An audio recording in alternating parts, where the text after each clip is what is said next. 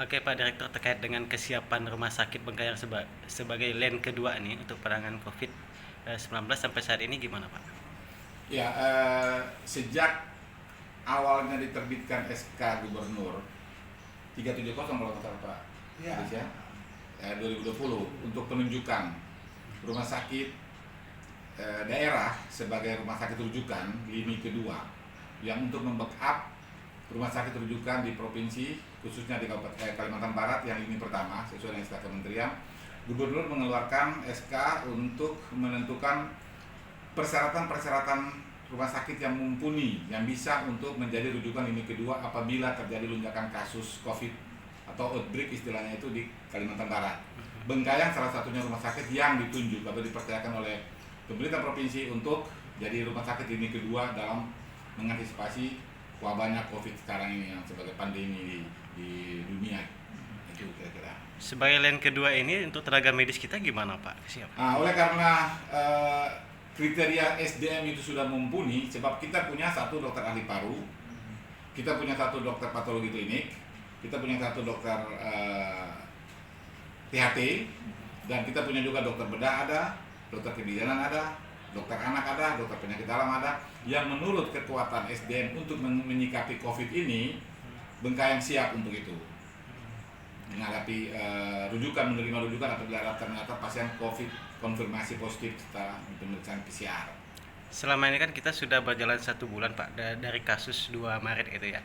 Untuk di Rumah Sakit Bengkayang yang misalnya ada ODP atau PDP yang mengarah ke sana, pernah nggak dirawat ke sini Pak? Oke, awal mula COVID itu merambah di Kalimantan Barat, Bengkayang pertama kali menemukan kasus yang dalam tanda petik suatu keluarga yang pulang dari Cina dan dari Korea dan kembali ke Bengkayang, kebetulan berhubung karena dari daerah negara transmisi.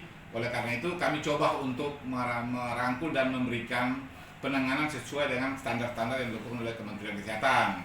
Dan itulah kami datang, kami panggil keluarganya sehingga kami coba untuk menganalisa sampai sejauh mana perkembangan penyakitnya. Berhubung karena Rumah Sakit Bengkayang belum punya tempat khususnya untuk merawat COVID, terpaksa kami rujuk ke rumah sakit ini pertama di Singkawang.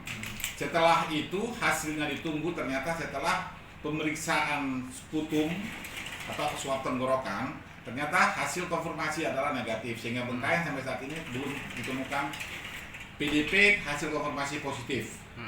Untuk pasien-pasien yang selama ini datang berobat ke Rumah Sakit Bengkayang, rata-rata cuma dalam kategori ODP yang datang sendiri, bahkan dirujuk dari puskesmas dengan penyakit yang lain. Setelah dikonfirmasi dengan ahli paru kami, ternyata tidak ditemukan tanda-tanda mengarah ke penyakit COVID. Sampai saat ini Bengkayang, Rumah Sakit Bengkayang belum merawat maupun mendiagnosis ke arah sana tentang pasien yang mengalami gejala-gejala seperti penyakit COVID tersebut. Pak, dalam penanganan COVID ini kan biasanya tantangan terbesar itu kan harus ada ruang isolasi yang representatif lah Pak ya, sesuai dengan standar kesehatan. Betul. Itu sampai saat ini gimana Pak? Nah itulah kendala kami dari awal.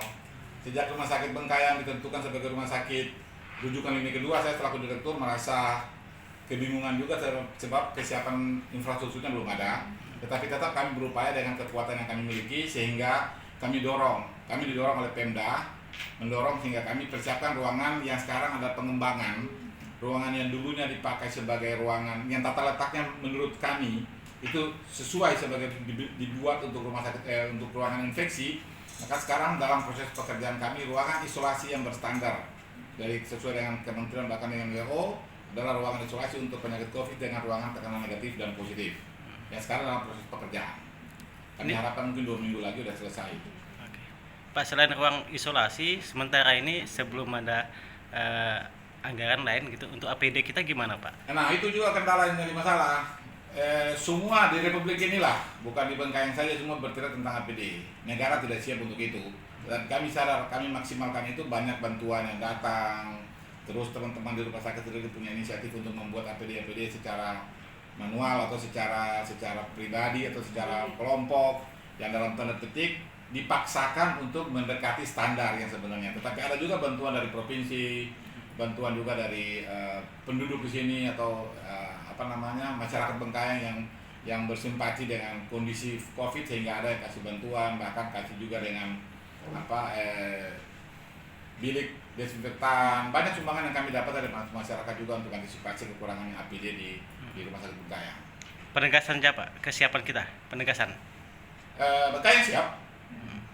Bengkayang siap untuk menerima apabila saya tidak berharap Bengkayang positif dengan konfirmasi PCR, tetapi apabila terjadi kasus di sini, seandainya saja rumah sakit rujukan ini pertama penuh dan kami diharuskan untuk merawat di Bengkayang, saya yakin Bengkayang akan siap untuk itu. Kami punya tenaga lengkap, bahkan dengan seluruh kekuatan kita yang sekarang pemerintah daerah sudah mendukung kami untuk menyiapkan ruangan yang standar untuk penanganan kasus COVID ini, Pak.